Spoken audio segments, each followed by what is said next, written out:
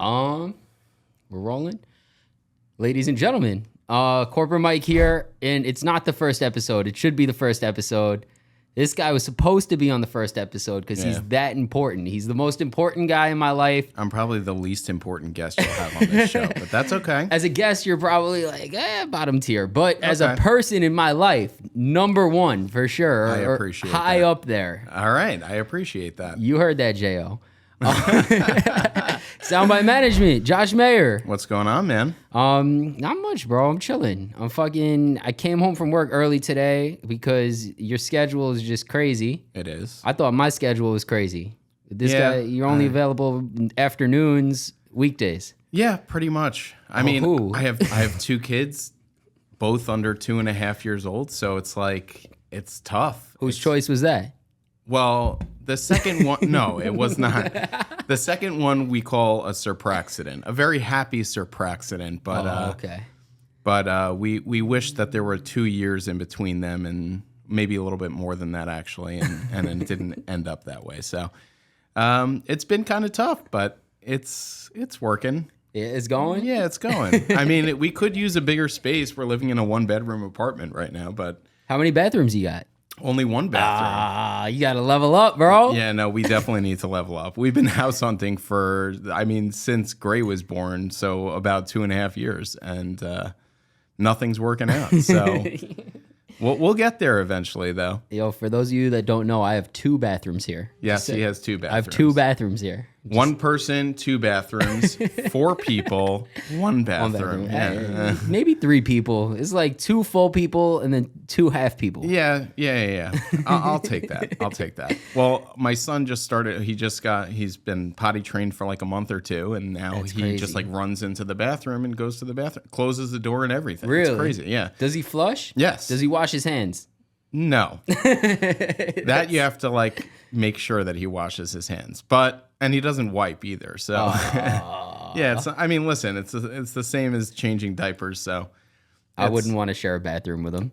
No, it's not fun, especially in the mornings. It's kind of rough. So Chaos. yeah.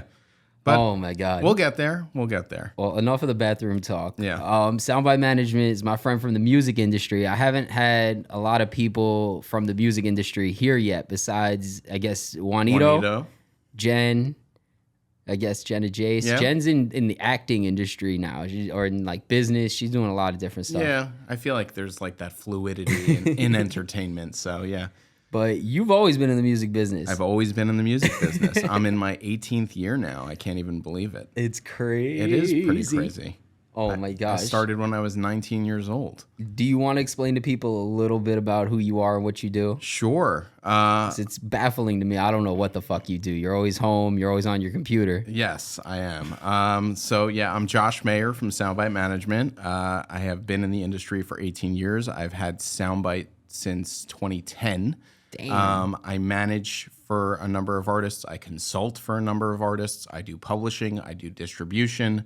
And I guess my recent bag is social media. I was gonna say he does memes. I don't know. I found out like by accident that I'm like really good with content, and so I was working with Cypress as a consultant, and their social media game just fucking sucked, and so I was like, all right, let me kind of handle things.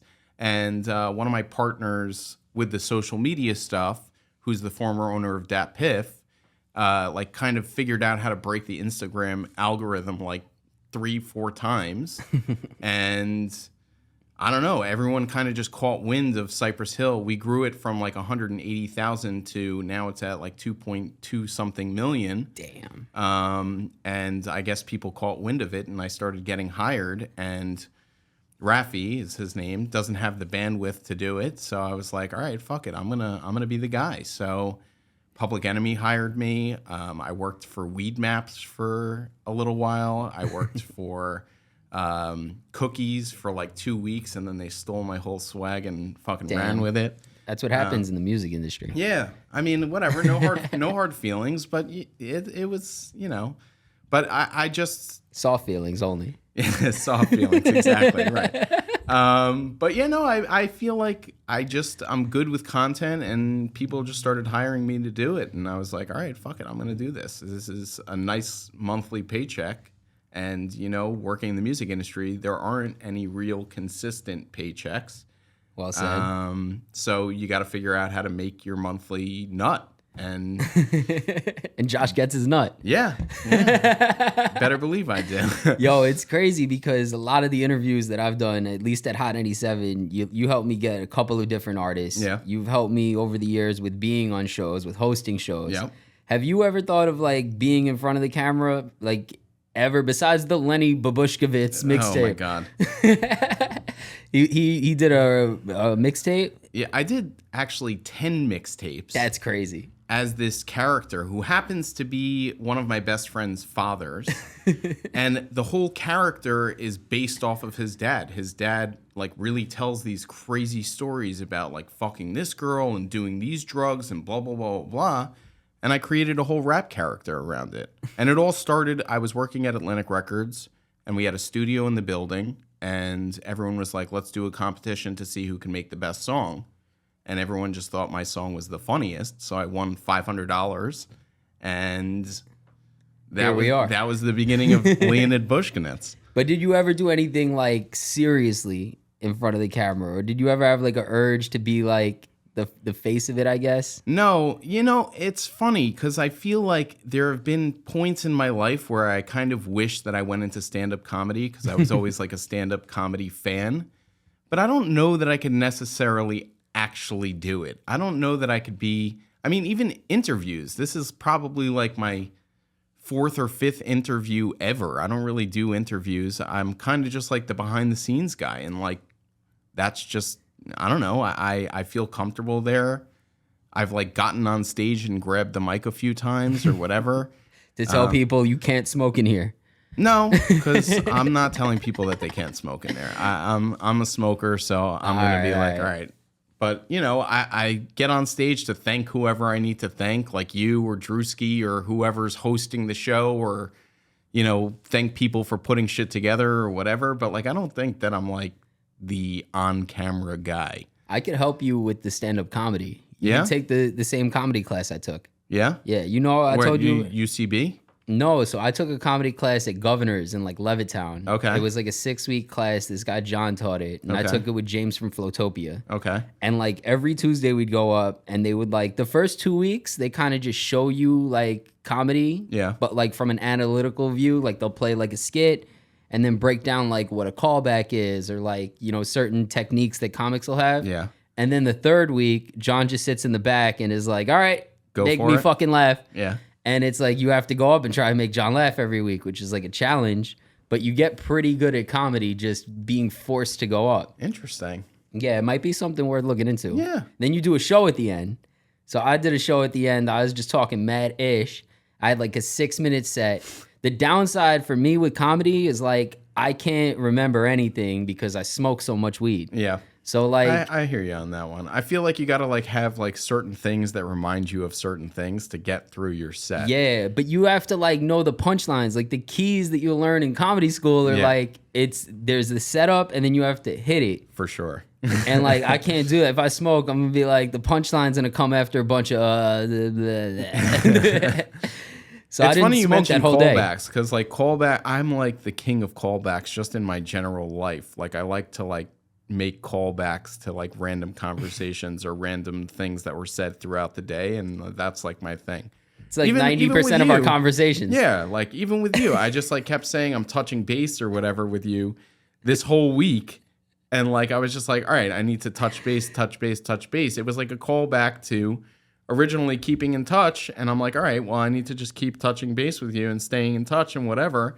And I just kept calling back to it. Like, it creates like an inside joke between you and someone every single time you kind of like remind them of why you left or why you guys were like connected in the first place or whatever. Your sarcastic ass comments. That's my favorite callback of all time.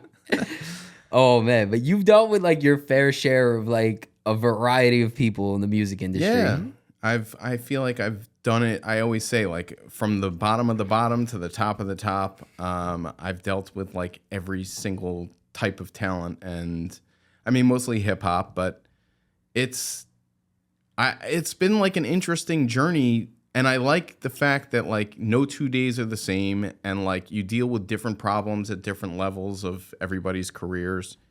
And I always say that's like, it keeps me on my toes, and it keeps it exciting. So yeah.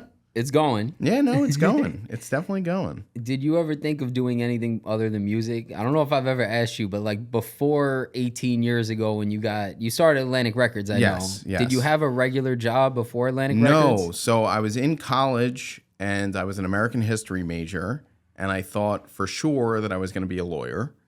And I always liked music. I was the guy who like sold the burned CDs in high school, and, you know, always had his finger on the pulse of what's next and whatever. But I never thought of it as like a career. And then I met this lady on an airplane on my way home from spring break. And she said, and she had the new BlackBerry, the new iPod. Where'd you go for spring break? We were in, where in Mexico? And you run into a lady with a new iPod? Somewhere in Mexico. I don't remember where it was. Yeah, and I ran into somebody. I'm sitting next to her on the plane. She had a new BlackBerry, a new iPod, and I'm like a tech geek. And I was like, oh, you know what you could do with this? You could do with this, blah, blah, blah. And I noticed she was going through lists of music, but I had no idea what the fuck she was doing. And she said to me at the end of the flight, you know, you need to work for me. And I said, I don't know who you are or what you do or anything. And she said, I'm the senior director of A&R at Atlantic Records. I said, I have no idea what that means. What was her name? Leslie Dweck. Leslie Dweck. Shout out to Leslie Dweck. Shout out to Leslie Dweck. If it weren't for her, my life would have been probably very, very different. Lots of law. Yeah. But yeah, no, so she said, I work, you know, at Atlantic Records, and just come see me when you're done with school for the term. And I ended up getting kicked out of school for drug dealing. I just had they put me on like hold for a semester. So I was like suspended for a semester. And I ended up going to her a little bit earlier than, you know, the summer term. And she set me up with an internship. And at the end of the summer, she said, you need to stay here. And I said, I don't know if I can stay here because like I got to go back to school. And she said, I'm going to call your parents and tell them that you have a promising future in the music industry. Please stay here. So I was like, all right, call them and see what they say. And I did not think that there was going to be a positive response to that. But she told my dad that, and my dad was like, as long as you finish school, I don't care what you do. And if this is what you're good at, then go for it. So he said, we're rich. He'll be all right. I mean, listen, it didn't hurt. I mean, I grew up wealthy. I don't think that I grew up like exceedingly wealthy comparatively to the people in my town. But, you know, I had a very nice life. It's interesting because a lot of kids that you know that come from like money per se, they really don't work that hard. And you're probably like the hardest working guy. Yeah, I mean, honestly, I think I got that from my parents. My parents both said that like they would die at their desks. And actually, my dad passed away of brain cancer actually 10 years ago this September. But his last day at work, he had a seizure at his desk. Wow. And he was there at 7:30 at night, which is like way later than he was normally at his desk or whatever. But like he was a workaholic, and you know, he loved what he did. And my mom does too. She's also a doctor. And that was his last day at the office. Like he was working. That's crazy. And even like after that, even in the hospital, he was having people from his lab come in and like tell him about the research they were doing and giving them advice and blah, blah, blah. So he was like, until he couldn't really like speak anymore, which was like a few years later, you know, he was working. How long was he sick for? He was sick for just about 3 years. He worked the whole time. On and off, but he was, you know, I mean, like I said, he was in hospital visits and blah, blah, blah, and like had like extended stays in hospitals at some points. But yeah, he was working. And like really until like probably 2 months before he passed away, there were people coming in and being like, Lloyd, I'm working on this, and Lloyd, I'm working on that. And he'd be like, you know what you should do? and it was like crazy. And even like when he had trouble talking, he was still like giving them insightful things to like go back to the lab with. And even during one of his brain surgeries, he had someone from his lab come in, take a slice of his tumor, Oh my God. and try to create his own vaccine for his own tumor. It's crazy. It was like, it was insane. My dad was like a fucking brilliant genius, but he was such a normal guy, you would never know that he was like so smart. And that's like, I mean, that's what I loved about him. And I think that's what everybody loved about him. And I think that like, honestly, his passing made me work harder because I was like, I want to be like even 80% of the smartness level that he was at, or like just be as accomplished as him. And I don't think I'll ever be as accomplished as him because I'm not in the medical world. But like, you look at his like Wikipedia article, or you look his name up on Google, and there's like thousands of articles about him. And like, he was instrumental in this. He became the chair of this department at 36 years old, and blah, blah, blah, blah. And I'm like, what the fuck? Like, how did he do all of this stuff? And like, he loved what he did, and he was dedicated to his job. And like, I kind of took that and like ran with it. I was 27 years old when he died, and I buried myself in my work because it was a good way to like mourn. Yeah, distract yourself. And I kind of hit the ground running, and I was just like, I need to take this like level up every single year, and not like I wasn't already, but like I really, I wanted to kind of just like blow this shit out of the water and like really level up to like exponential levels every single year. And if I don't, I feel like I'm failing myself. And I'm very hard on myself when it comes to work. I'm like, I need to finish X, Y, and Z before I do things. And like, I kind of like reward myself with like a blunt. And I'm like, oh, if you finish, registering this entire album, you can go outside and smoke a blunt. Right. That's how I reward myself with the gym. Yeah, it's like you got to do that. You got to like set yourself goals, and like if you don't meet them, you don't deserve to be rewarded. And if you don't meet them, you're not smoking a blunt, though. I mean, I will smoke a blunt eventually, but like No, I'm still smoking. But I strive my best every single day to do as much as I possibly can for all my clients, just to make sure they're all happy and they're all making money. And a byproduct of them making money is me making money, and me leveling up is, from them leveling up. So I want to take it back just a little bit. Yeah. When what was her name that you met on the plane? Leslie Dweck. When Leslie Dweck called your parents. Yeah. How old were you then? I was 19 years old. 19. You said your dad passed, you were 27. 27. Yeah. So at what point in your career did you get into like the management side? Because working at a label is like not really anything other than like being a label bitch, essentially. I mean, Yeah. did you have like a legit job, Yes, or were you like coffee? And...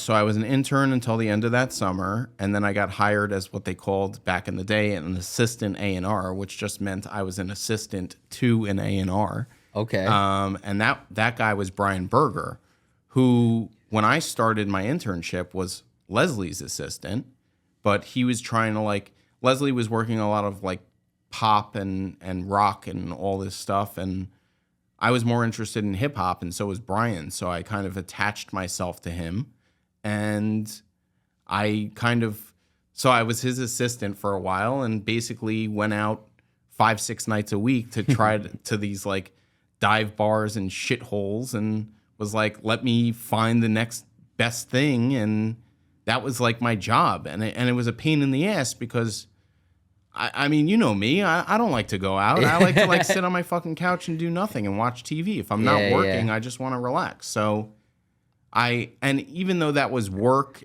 it just felt like it was like this endless. Yeah, nah. And that went on for like eventually I became an A&R because I found a dude performing in a club who I thought was really good, and he was performing a record called High Hater. Okay. And unfortunately for me, I never really got the credit I deserved for finding Mano, but I brought him to Brian's attention, and Brian came out with me to the next show. And Brian was like, "Hey, I'm Brian. I'm an A&R at Atlantic Records, blah, blah, blah, blah. And I'm going to hold your hand until they sign you there. And let's make this happen."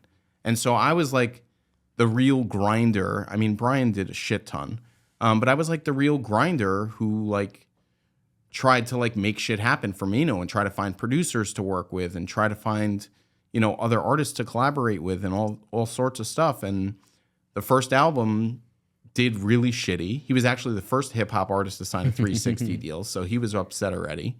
He blew his entire advance check on a Bentley. Oh my God. He didn't show up to studio sessions, didn't show up to like TV shoots and whatever because we had him plugged in with MTV and blah, blah, blah, blah. With respect to him, you can't say hi hater from a Honda though. You got to get the Bentley. Right. No, I mean, absolutely. And so it just, so after the first album came out and it tanked, Atlantic obviously was very upset about that. But this was also during the time when like iTunes was like coming in and like charging for singles as opposed to people having to buy albums. Gotcha. And like, don't get me wrong, All the Above went 4 times platinum that year. But like comparatively to the rest of the history of Atlantic Records, all these people were multi-platinum album sellers. And Mano sold 33,000 copies of his project, and High Hater, All the Above with T-Pain was the one that, you know, skyrocketed. Yeah. It's interesting too to be an A&R or even an assistant A&R at that time, because now an A&R really doesn't have to leave the house. Like you could just stay on the couch and just scan chill, the internet. Watch Spotify and Instagram and you're good to go. Do you think there's a better way to go about it? Do you think there's something, just in general, like if there was one or the other, do you think there is something the A&Rs getting out there and seeing the show? Like, do you think we lose a lot with A&Rs being on the couch or in the offices? I mean, I think that that's where it starts. But, like, you do need to, and I don't know that this is necessarily the practice anymore. And as far as I'm concerned, like, the A&R position is pretty much dead at this point. And labels are trying to, like, downsize it because they don't want to pay for desk space or office space or whatever, and they're trying to keep their costs down. But, like, ideally, you should be seeing that someone's popping on Instagram, popping on Spotify, and then go see how they perform live. Because a lot of the deals are 360 deals these days, and you are eating off the tour as the label.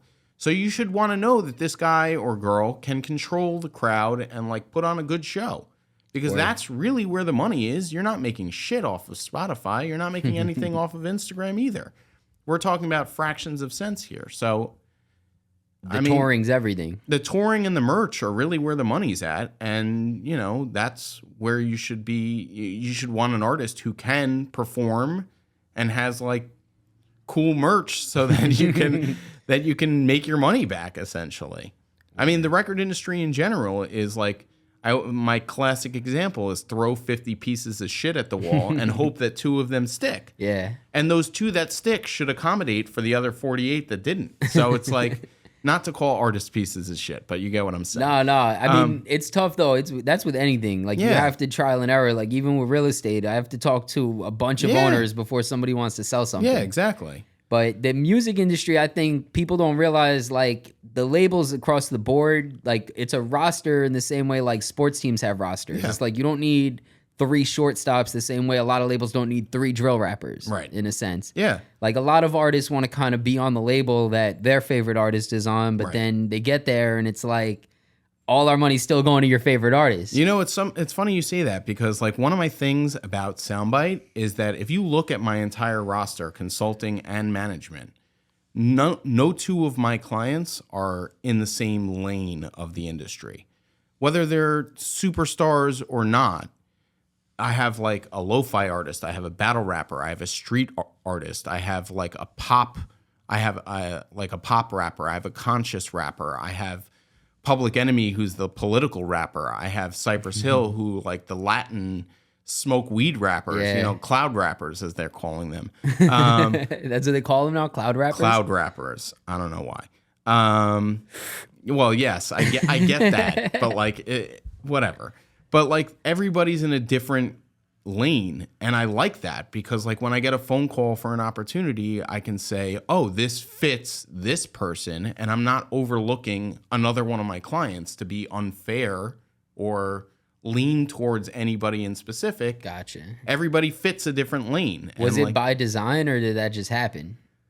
It kind of was by design, but it also kind of just happens. Like I mean, I don't think that like after I had D Chambers on the roster that I was like actively pursuing another street rapper. Like I just, I was like, let's see how far I can get Chambers in his career. And, if someone came along who was like a great street rapper also that I was like really interested in and whatever, I would have probably entertained it. But at the same time, I'm just like, this works this way. Yeah.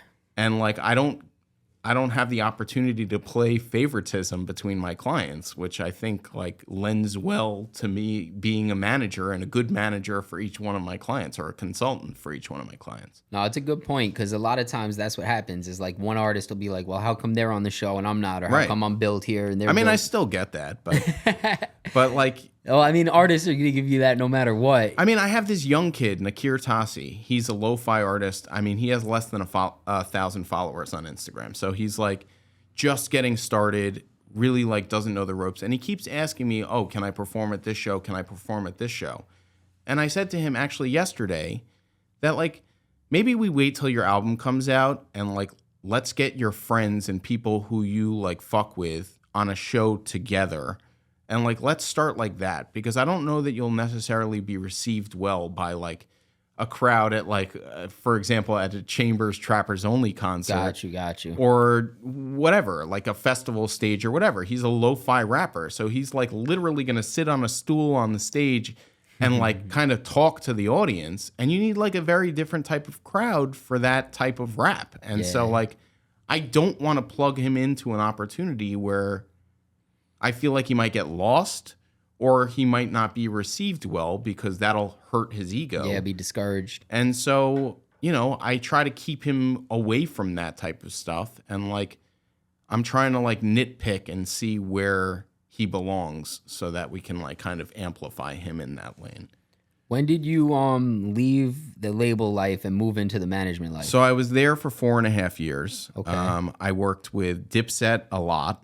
I became very good friends with Jim Jones. I became, I really was a fan of Dipset. So I would go downstairs and like hang out at Asylum, which is owned by Atlantic. And I was like, all right, how can I get in here? And it was really funny because I really didn't do much of anything because I kept pitching producers there, but they'd go with the heat makers on literally every single song. So it was as they should. Right. I mean, listen, no arguing. Like, don't ruin the formula if it's working. But like, I kind of just became friends with them and hung out with them all the time. So I worked with Dipset. I worked with Mano, obviously. I worked with an artist named Posta Boy who never really became much of anything, unfortunately. Isn't that the artist from Atlanta that show Atlanta?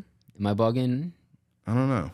You should know that Childish Gambino? I know. Well, I know the show. I actually have never watched it. Oh, I think that rapper's name is Posta Boy. Is he? I think so. Or Postal Boy. I think he's like a mailman. I don't know. Could be bugging.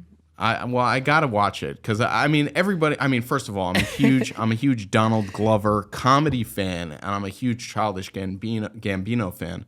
But I've always wanted to watch the show, and I never just sat down and started watching it, but I do need to. If you watch it and it's your Poster Boy from when you managed. Well, I wasn't managing yet. I was just I was still working at the label. Gotcha. I was say you better come for that bag, Soundbyte. Yeah, I should. But yeah, no, I worked with a whole bunch of people. I worked on T.I.'s Paper Trail. But like after 4.5 years, I watched the managers walking in with their clients and like really being involved in the creative process, in the planning and whatever, like all the stuff with the day-to-day on the artists. And like the grass is always greener on the other side. And so after 4.5 years, Brian had been fired because Mano's non-success. Gotcha. And I was running around with like a chicken with his head cut off. And I was like working on this project and this project and this project. And I felt like I didn't really have a home there. And Brian started a management company and he was like, do you want to come, like help me build this management company. He was doing mostly producers. And I thought about it. And my mom said to me, probably the best thing she ever said to me was, you have all these connections, you know all these people, you're a smart guy, go off on your own. I was going to say, like, what did your parents say when you left the label? Because she called them and was like, he has a very promising career at this record label. And then 4 years later. I think that they saw that I was like getting increasingly frustrated with like the daily grind and like not really, leveling up as I wanted to. Were you taking like a train to the city every day? Like train to the city every single day. That'll do it. Yeah, no, I mean, I had moved into the city for the last 2 years that I was there. But I just got tired of it, and I got tired of going to clubs, and I got tired of going to these stupid industry parties, and I just, I think my parents saw that I was like getting increasingly frustrated, and Brian left, and I was running around doing X, Y, and Z for artists I didn't like or didn't like dealing with or whatever, or I wasn't feeling the music. And I was like, let me do something where I am a fan of what I'm working on. And so my mom was like, go off and do it on your own and create your own company. And so Soundbyte was born. I was going to say, so is that where you came up with the name Soundbyte? Actually, the original name of the company was Turnstile Management. And it was like a play off the subway turnstiles, New York, so New York, blah, That's blah, blah, crazy. And a dude with a booking company in Brooklyn had Turnstile Bookings. And he reached out to me and he said, like, hey, man, I'm Turnstile. You can't be Turnstile. And I was like, what are you talking about? Like, I'm getting the incorporation papers done right now. And there was no conflict, so I can be Turnstile and Turnstile Management. And he's like, no, I got like the hip hop scene on lock and blah, blah, blah, blah. I don't want there to be any confusion or whatever. He said, call the government and tell them that. So, I mean, honestly, I was like, you know what? I want to be like my own thing. I feel you. And actually, again, credit to my mom. My mom was like, what about Soundbyte? And I was like, you know what? I actually kind of like that. And Soundbyte Management was born. So your dad was around to see Soundbyte Management get started, go off the ground. Yes, he was. That's awesome. He was around for like 3 years. You know, it's crazy. When I was making like mixtapes, that's how I got into the game. I was like on LimeWire just bootlegging mixtapes all day. I used to put Platform Entertainment on the fucking mixtape. Like because I had like this picture of me that was on like the train platform. Yeah. And that was like my little thing in the mixtape. And this is why we're friends. There you go, Platform and Turnstile. Yeah. we should have. I mean, we almost did work together on some artists. Did.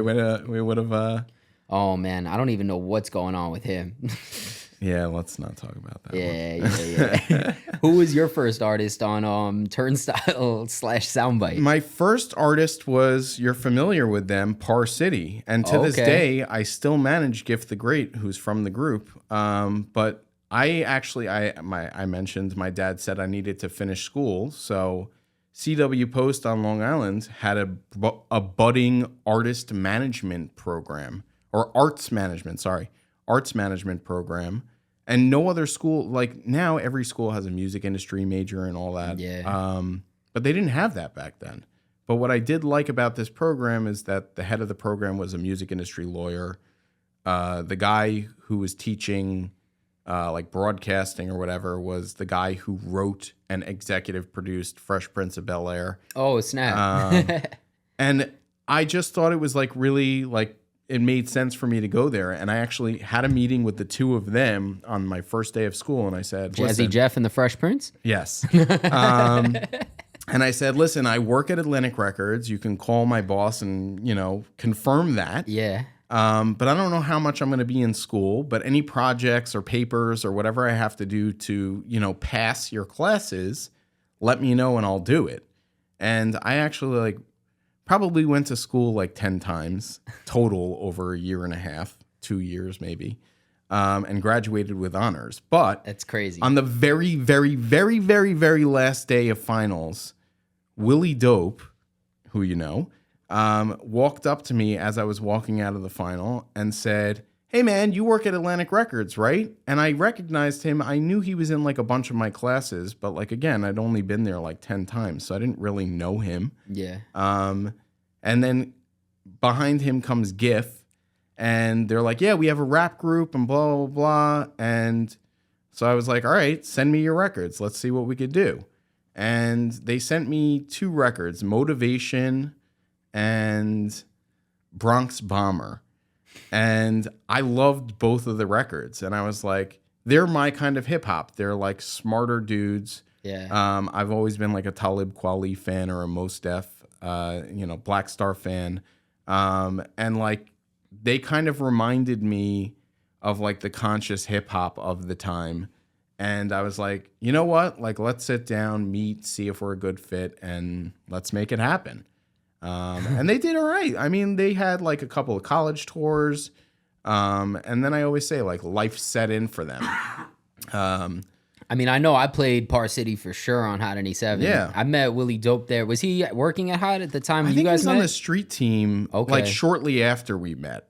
Gotcha. That's where we had met. Yeah. So, I mean, like, yeah, I mean, they did all right. And I liked them. And I thought that they made good music and they were a fun group of guys to hang out with. And like I said, like life set in. They started to have kids and, you know, needed jobs and blah, blah, blah, blah. And like, they're still all friends. It's funny, like probably 5 out of the 20 buzzes that happen on my phone are the group chat with Par City where they're all like kind of still talking about stuff and like approving Gift's new song or talking about his new video or whatever. But they're like my first client and like my favorite client. I know I shouldn't say that, but to this day, like they have like a warm, fuzzy place in my heart because I'm just like, you know, they were the guys who like helped me get this whole thing started. And at the time, I don't know if I should even be talking about this or not, but like Willie Dope and Chanel were dating, and Chanel was doing PR for another artist, and she's like, you know, you're awesome, and I would love to bring you on as this guy's manager. And that was D Chambers. Wow. So we connected there. We met at Chambers' apartment, and, you know, the rest is history with that. So Where was Chambers living? You went to Coney Island? Kew Gardens. Oh, okay. He had like literally just gotten out of the hood. Amazing for you. Yeah, no, it was, I mean, Kew Gardens, I felt just at home, you know, lots of Jewish people around. So I was like, all right, cool. I don't need to be worried about leaving my car over here and blah, blah, blah. So like, He didn't just get that apartment because he knew he was meeting a successful Jewish manager. maybe he did. Who knows? And go straight back to. Who knows? But nah, that's crazy. Yeah, and that was the beginning. I mean, listen, it was a rough couple of years to get started, and like I needed to kind of call in all my favors and push all the buttons that I needed to do, and I invested a lot of money of my own into like boosting their careers into what I believed they could be until we got to a point where they started getting paid for shows and started getting, you know, money coming in. And You made your bar mitzvah money back. yeah, pretty much. When did you get into the social media side of things? Because I think that's the main gig right now is social media management. Yeah, I mean, honestly, I still consider it to be like a side gig. And like, yes, it does take up a lot of time. But like I've gotten better at managing that. But the social media thing probably started in like 2017 or 2018. As I mentioned, Raffi, who used to own Dat Piff, he and I became friends in like 2012 or 2011, maybe. And he always wanted to like bring me into projects that he got involved in. And Burner was doing like a shitload of promo on Dat Piff. And so he got close with Burner, and Burner introduced him to Be Real. And so Raffi was from the mergers and acquisitions world. He like purchased part of Dat Piff because he thought it was a good idea. Raffi purchased? Yeah. Okay, got you. And because he thought like, oh, this is a cool advertising company that I could blow up and like shoot to the moon. And he did that. Yeah, I mean, for that era, Dat Piff, like Nah Right, Rap Radar maybe, Right, where yeah. like that was it. Yeah, that was pretty much it. And like, he just knew the business, but he didn't know anyone in the music world. And like, so he kind of dragged me along with him to like everything because he was like, oh, can you introduce me to this person, blah, blah, blah. And even if I didn't know the people, I'd be like, oh, that's like Peter Schwartz from United Talent or whatever agency I used to it do was. it for Rosenberg all the time. Like I'd see somebody, I'd be like, yo, I think that's so. Oh, I think that's so. And he would like know who it was, like personally. But Yeah. like I would always be able to point out who's who, and Right. that's like such an essential skill. Right. So that's like I would walk up to these people, and I mean I was like bullshitting, but like at the same time I could play it off enough that like these people were like confused, and you meet a billion people a day, and I'm like, hey Peter, how are you? Josh, I used to work at Atlantic Records with Brian Berger, and they'd be like, oh, hey, how are you? I'm gonna pretend I know you. Right, exactly. But it opened the door to like a lot of connections, and you know, Rafi's musical network grew. And so basically, like I said, he dragged me along, and Berner introduced him eventually to Be Real, and B really liked Rafi's business mind and was like, hey, can you help us out? And at the time, I kept pushing Rafi to be like, hey, let's manage them. Hey, let's manage them. Like as musicians, like outside of social media, you wanted to manage them as like artists. Yes. Got you. Okay. How How is that? Like, is it tough to manage? Because I know you like mentioning managing Par City.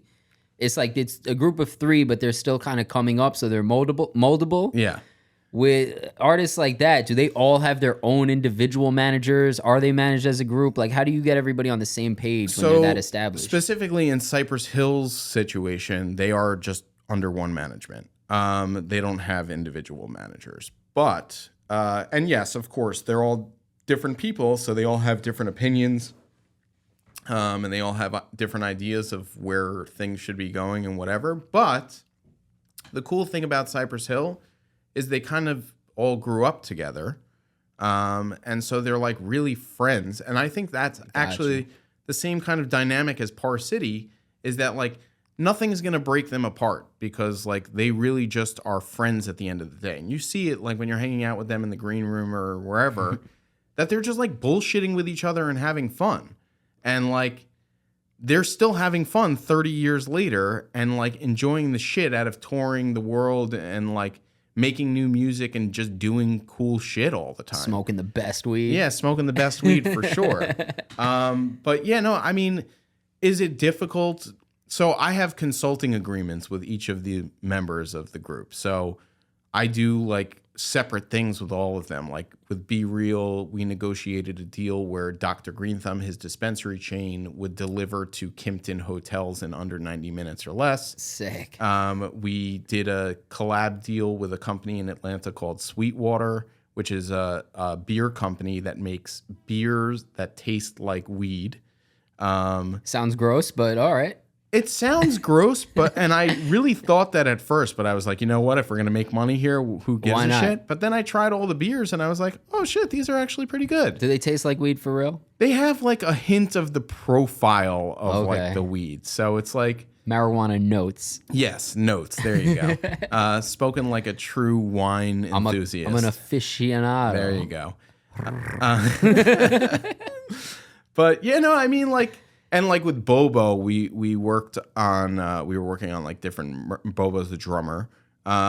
We worked on like different merch deals with him and like different like random thing. Like he got like a candle company deal where there was like a pendant in the middle of the wax, so when you burned down the candle, there was something like cool Bobo related on the inside.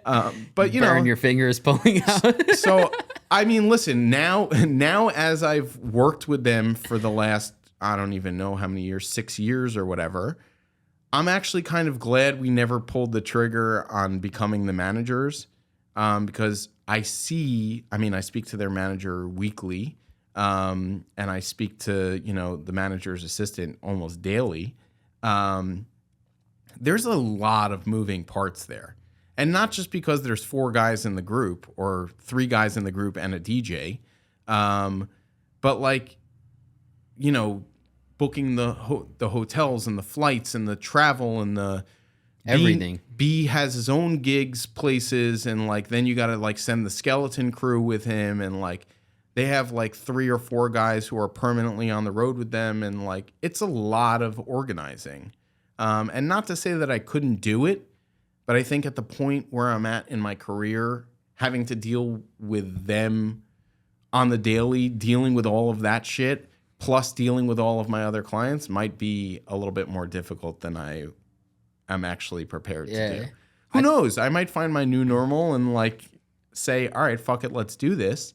But I like where I'm at with them because like I have a good relationship with all of them and I feel like I can, you know, pitch different ideas and make things happen and whatever. And now, I think it's like important to realize stuff like that too. Like a lot of people, they kind of want these positions, but they don't realize that it affects like your personal life too. Like, like professionally, obviously you could handle the task. You've been doing this a long time. Right.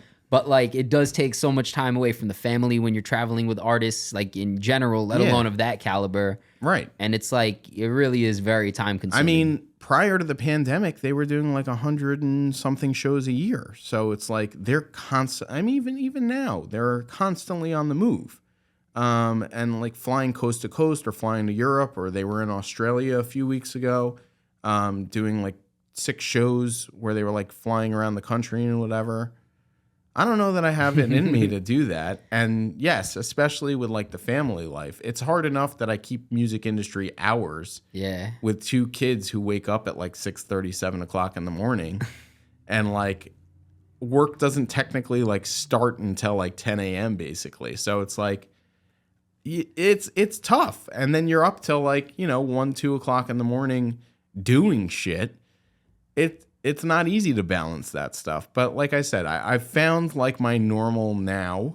And it did take a lot of adjusting. I remember like a lot of arguments with my wife being like, our kid wakes up at 7 o'clock. You need to help me. We have no help. So yeah, you figure it out.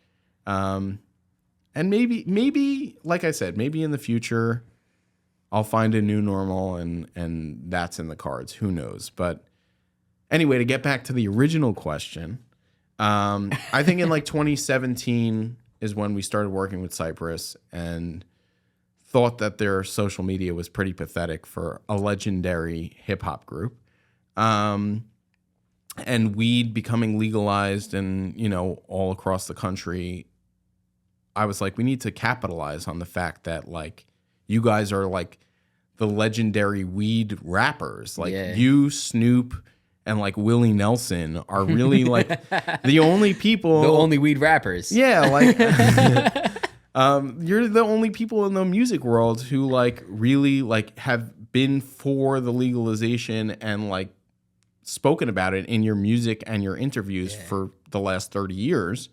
And like you need to capitalize on that right now. And so it kind of just like molded into me like making stupid videos of like people smoking weed or kids creating weird contraptions with like whatever to smoke weed. Like I found this guy who like made his toilet bowl into a bong. Oh my God. And I put Cypress Hill music behind it. Even Maya, damn homie, she had like 13,000 followers when I first found her, but she was like smoking weed and doing funny shit. And I was like, oh, let me post her on the page because she looks good. People will revolve to that and we'll get followers for it. And it worked. And so, you know, I did it kind of like for free for a long time and like just really was like, all right, if I can build them up to a point where like people are recognizing it and like people started writing articles about how Cypress Hill is commenting on National Geographic and just killing social media. Yeah. And like Be Real must be getting high on his couch and laughing about, you know, dolphins doing whatever and like posting about it or commenting on National Geographic and like thinking it's hysterical. But like really, you were watching dolphins on National Geographic. Because I kind of like Raffi figured out that if you comment within the first like couple of minutes with under like certain people's accounts that had higher ranking than you, that you would ultimately be ranking yourself up. So then we kind of just like started figuring out all these little formulas and Raffi was like the brains behind it, but like I was the content guy. And like now the joke between me and him is content god, that like I can just create content out of anything and like he knows how to play the game. But like over the last 6-7 years, I've learned the game too. So now I know how to like build an Instagram page from scratch and like turn it into something. So yeah, I mean, I feel like I got recognized. We met Public Enemy's manager. She was like, "Oh, come do this for us." And like through our connections at Cypress, you know, the Weed Maps thing, we did a maple syrup company from Vermont for a little bit. We did a lawyer's office for a little while, who you actually are familiar with. Shout out to the lawyers. Yeah. I think my dad's supposed to get paid soon. Yeah? All right. I think so. Personal injury lawyer. Heading to the deposition soon. All right, cool. Yeah, no, I mean, shout out to them. Rafi still works with them. I kind of got like frustrated with that whole situation, and I was like, I got to get out of here because Rafi turned it from like social media management and like ads management, which we learned over the years, into accepting like way more responsibility than we were prepared for. And he just kept going and going and going and saying like, I want to take over intake for this entire law firm. And kudos to Rafi, because he kind of has now. But like there came a point where I was just like, all right, I've gone like well beyond the initial, you know, scope of work for this situation, and I'm losing my musicness in this situation. And like I don't want to lose that, and like Soundbyte's my baby, and like I need to, you know, put my 100% into that. And Is I that feel like what drives you, you think? Like, not to cut you off, but do you think you're more driven by just working with like people who you're fans of? Yeah. I mean, I at the end of the day, like that's what this is really all about, is like, I mean, my first rule of thumb is that I need to be a fan of what you're doing, your vision and your music, to like actually work with you. Because other than that, like, I'm not in this business to just like, oh, that's going to work, so let me put my stamp on it or whatever. I feel like I want to be a fan, and that actually helps me, because then when I go in to advocate for them in a meeting or this or that or whatever situation, it's coming from a place of a person who's knowledgeable about music and the business, but I'm also a fan of their music, so I can like put my best foot forward and my best ideas forth and like make this happen, whatever it is. Instead of being like, look at the streams. I don't like, there have been plenty of artists who I'm like, oh, I'm impressed with this, but like, I hate the music that they're making. Yeah. Even yesterday, Rafi sent me this kid. I forgot his name. But he's got like 80 billion Spotify monthly listeners, and like he's got... Is it Drake? No. He's like some random white kid who's a rapper. And don't get me wrong, I like white rappers, but... yeah, I like whatever. some. I like some white rappers. I like some white rappers. I had a white rapper on the show, Jimmy Sandra. Yeah, no, I like that white rapper. He killed it. Yeah, no, Nick Moody. I really like fucking Jimmy. Jimmy actually came on here and killed it. He went crazy. Yeah, but like this dude, Rafi said his son, who's like 18 or 19 years old, says that this kid is blowing up right now. So I looked at his Instagram, I looked at his Spotify, just as an A&R would do these days. And the numbers are fucking insane. They're mind-blowing. And like, yes, I know from being in the business that some of that is like, you know, altered and botted and whatever. But then I like watched his first 3 reels on his Instagram, and I was like, I hate this rapper. Like, he's not a good rapper.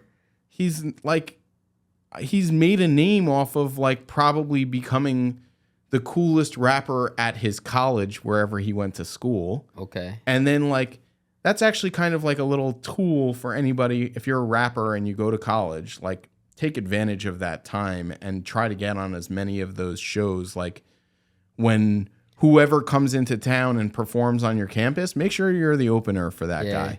But I mean, anybody in college, I'll say you should be making friends no matter what. I feel like college, you could get further with making the right friends than you can with the degree you leave with. Right. No, you're absolutely right. You know? And like, you can build your fan base on campus. There was this guy a long time ago, probably like 7-8 years ago. I think he went to Oneonta, and his name was Johnny Two Phones. Okay. I don't Sounds know. familiar.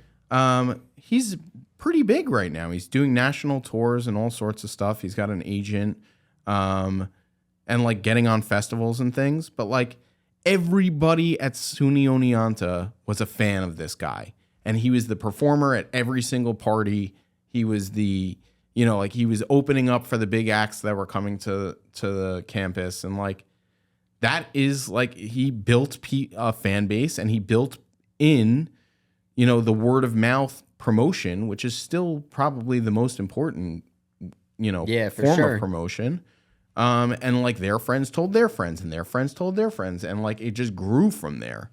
And I think that like nowadays you see someone's like big on Instagram or big on Spotify, and you believe that you're supposed to like them because those numbers are already there. Yeah. And I'm not a fan of that. Like, I'm a fan of making good music. And it all goes back to like, I need to be a fan. So even if you're like doing mind-blowing numbers, I mean, I wish you the best. And I'm not saying that in a backhanded way. I wish you the best, and I hope that you're successful and that you don't need to do anything else with your life besides music.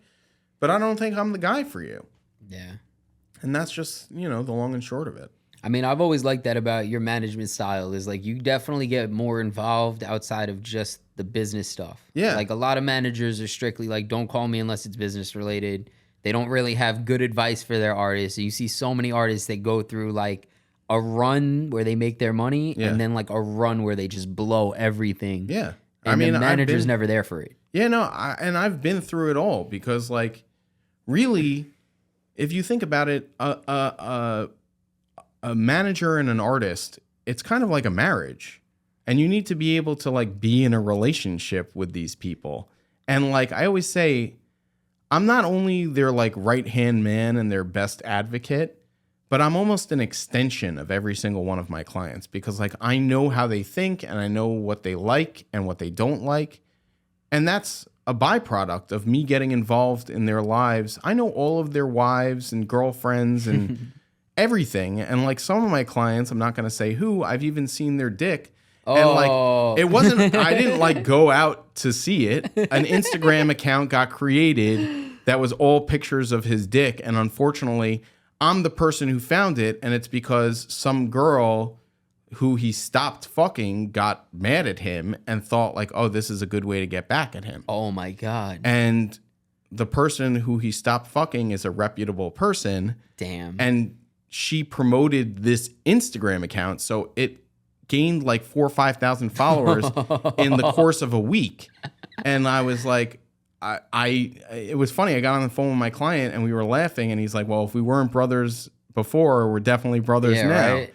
But like I literally, but get the page taken the fuck down right now. That got taken down real quick. But like, I just know the ins and outs of their lives, and like, it's because we're this married couple, and like, I have to do. And again, this is what I said before. If they're successful and they make money, a byproduct of that is me being successful and me making money. So like, obviously, I put them first because I want them to do well, and I want them to be happy, because if they do well and they're happy, I'm doing well and I'm happy. So it's like, yeah, you're in a marriage. So make sure that you're there for the shit, and you're there for the great times, and you're there for the everything. And I've, even for some of the guys in Cypress Hill, like, they've had like different weed charges and whatever.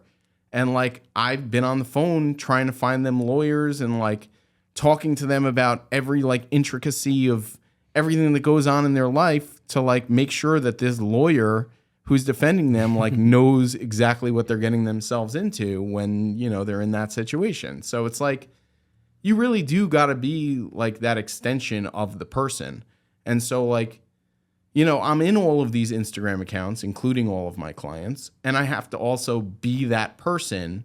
And it's like one of the lessons I try to teach to my interns is like, if you're in somebody's Instagram account and you accidentally open a DM or you're responding to a comment, you need to be that person for those 10 seconds. You're them, yeah. So you need to know these people so well that you could be them. And I'm not trying to get in the studio and rap or anything, but like, you need to be able to embody the personality or the character that they're playing so that, the fans are just as in tune, or whoever you're talking to, like, believe that they're talking to whoever they're supposed to be talking to. Or that goes for fellas that have OnlyFans also. You're not talking to the girl. You're probably talking to somebody. Yeah, you're probably talking to the manager. You're probably talking to someone like me who's like, yeah, daddy. Yeah, daddy. By the way, thanks for getting that Instagram page taken down on my dick. I appreciate it. That's a callback right there. Yeah, there you go. No, I'm just kidding. It wasn't mine. I would have told you keep it up. Pause. What's next for Soundbyte management before we get out of here? Because I feel like you've done shows, you've done A&Ring, you do management, social media management. I mean, the list goes on and on and on. Yeah. Do you have like a grand like plan or like a big idea, or like what would make you feel like you really accomplished everything you set out to do 18 years ago? I don't know that I necessarily have that. I used to have like these ideas of grandeur that I wanted to like reach this certain level of something and whatever. But I think that like almost puts like a cap on what you're able to do. And I never want to seem complacent with where I'm at. So just like every rapper always wants more, I always want more. And I'm not like greedy or anything. I'm very happy with my yearly salary, and I'm very happy. And it obviously could always be bigger. But I aim to grow every year. And whether that means in terms of a client base, in terms of my salary, in terms of my capabilities, and getting into new industries and within music, like metaverse shit now. That shit's crazy, bro. Yeah, I mean, I'm starting a metaverse label with Bobo from Cypress Hill. What does that mean? A metaverse label? Is it like an office in the metaverse? Well, with A&Rs that don't do anything? No, I mean, there's a company that like already owns a planet in the metaverse, and they're planning on building us like a stadium for concerts. Gotcha. A recording studio where people can virtually, join sessions where they can record songs together, and put albums out that come out as like NFTs and give people incentives. Like one thing that we did with Cypress Hill, this has nothing to do with the metaverse label, but like anyone who owns a Cypress Hill NFT gets early access to buying tickets. That's like an incentive that people want. And so if we can incentivize people to purchase NFTs in the metaverse, we can give them real world like cool things like swag or early access to tickets or meet and greets and beer shit that tastes like weed. Beer that tastes like weed. So it's like we're trying to like figure out what that is right now. But I mean, I even came up with the idea of Metaverse's Got Talent. It's pretty cool. And like, hosting a show where, not me personally, but like Cowell Simon. Yeah, Cowell Simon.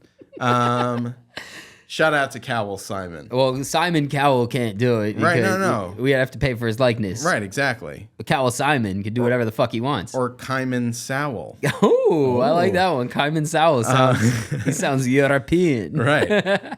He's like some Eastern European dude. I don't know. Kaiman Sowell. You sound like shit. Get off my stage. Get off the stage. Get off the metaverse. But Go back to real life. It's just like we're trying to like figure. I mean, this is a new territory for music, and I think it could hypothetically be a leg in the future of the music industry. So like, I'm exploring it, and I mean, I think the whole industry is going that way. I mean, look at AI, fucking Ye and Drake. And it's crazy. That's really pissing me off. It's gonna happen where everything we listen to is AI made. I know.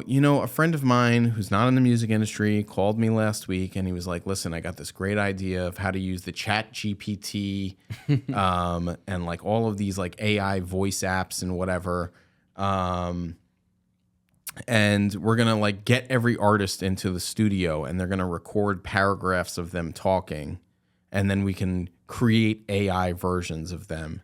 And have Chat GPT write their lyrics for them. And they never have to go to the studio ever again. And people could just pump out albums like left and right. Crazy. And like, yes, I understand that that's a possibility and a probability. But like, music has always been about like kind of getting your emotions out on a track and like writing down on a piece of paper or your cell phone or wherever, like your feelings about anything. And I feel like if we lose that emotion, we're going to lose, the essence of music.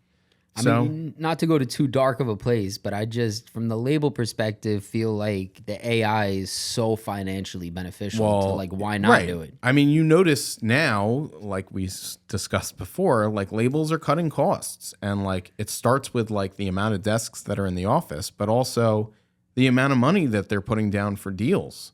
They're trying to like limit the amount of outgoing money and increase the amount of income. I mean, obviously every business functions like that, but the music industry is notorious for burning cash. Yeah. So it's like they're trying to solve that problem now, and we're now like however many 50, 70, 80 years into like the industry biz as we know it. Yeah.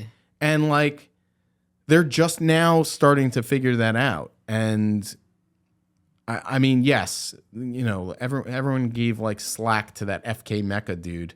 Oh yeah, because he was like a white guy that said the N-word or something. Yes, I mean he seemingly was like half white, half black. I don't know. You couldn't really tell.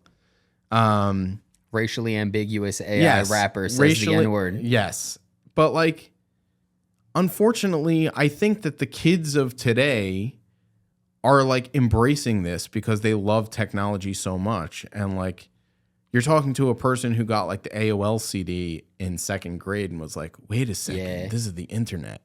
I mean, but that's the thing too, is that maybe they appreciate like the technology so much because they don't have to work for the technology. Well, yeah, that's a generational thing. Is like they don't want to work, and I'm sure our parents said the same shit about us. It's like we don't want to work and I mean, no, and expect, for sure, and stand there with our hands out. But waiting. even on LimeWire, like you have to like hunt for stuff. Like you had to put in some effort. Yeah, like it didn't just get delivered did. to you. Like you didn't just type in 50 Cent and then all of a sudden you had every song. Right.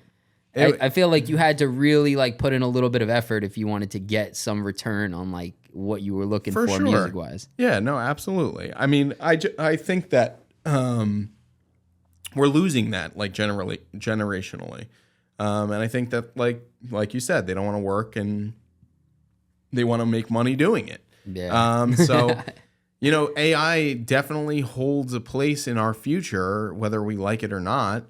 And yes, record labels are most certainly going to capitalize on that. But I think the independent wave is becoming so much stronger these days that it is a force to be reckoned with for the future, because more people are, owning their shit. And you see all these deals about like, oh, I maintained rights to my masters or maintained control of my career. But at the same time, you're still part of this big machine at the label. And I think that that's why the rise of the independent musicians has been happening over the last like decade, I guess, by people getting access through technology. Something as simple as like, we distribute through Vydia. Yeah. But like, giving the tools of the major labels to independent artists and having access to those things are what are empowering the independents. And so I'm hoping. I tweeted something this morning that like I've never done wrong by anybody in the music industry in my entire time. And if I have, I apologize, but it wasn't intentional. Yeah, for sure. But like, I want more people like me who believe in like, music as an art and not take away the art by introducing the AI influx into it too much. I think it's a tricky balance because it's like, ultimately I think what we spoke about, what drives you is like you're actually a fan of what you're working or who you're working with. Yeah. Like if you're a fan of like creating AI music, I'm sure there's going to be a time where it's like the people that are really about that nerdy, like coding, all that life are going to like excel as creatives. Yeah, no, I mean, listen, tonight at midnight, I spoke about him before, Nakir Tasi. He's dropping a music video and a song. The music video is completely created in AI. I used a program called Kyber. And I wrote a little paragraph script of what I thought the music video should be. And AI created a 3-minute music video for me, which I think is really cool. And it's actually, it cuts costs and like makes it easier for him to create content, which is what it's all about. It probably made that video in 30 seconds. Actually, it took a while. It took Really? like 45, maybe an hour for it to like export the actual file for me. It's a long shoot. Yeah. But it's better than spending 6 to 8 hours in a studio or at multiple locations and paying this guy and that guy and whatever. Instead, I paid like a $15 monthly subscription to this website, and they give you access to the app and you can create whatever you want. Amazing. So, I mean, there are reasons why I think AI is cool and can be helpful. And I'm all about cutting costs, but like I still want to maintain the, the trueness and the validity and like the emotional aspect of the music. Yeah. So I think that's important. Like if you could protect the integrity of the artist, the AI is just a tool. Yeah. Cool. That's where I'm at. That's where I'm at with it too. Oh man. Well, a lot of respect for you, Soundbyte. I appreciate you, man. Appreciate you taking time away from your growing family to come here today. Hopefully we're cut off here. My wife flip-flops daily. Oh my gosh. Well, I won't bother you for another year or so. But let them know how they could keep up with you. Are you taking on more clients, or are you right now just like closed books? Consulting and distribution, I'll entertain right now. Management clients, I'm done. Nakir, I even was like hesitant to take him on, and it started as a consulting deal and kind of pivoted into a management deal. But I'm such a fan of his work that like I was like, I can't let this kid go, and I want to be a part of his rise to success. So sure, I kind of just decided to do it anyway. But yeah, distribution and consulting, I'll definitely consider new artists. Well, there you have it. If you want a consulting gig, you could maybe become a management gig, Yeah, it could happen. But yeah, find me on everything, every single payment platform, social media, my website, Soundbyte, MGMT. Appreciate you, my brother. Appreciate you.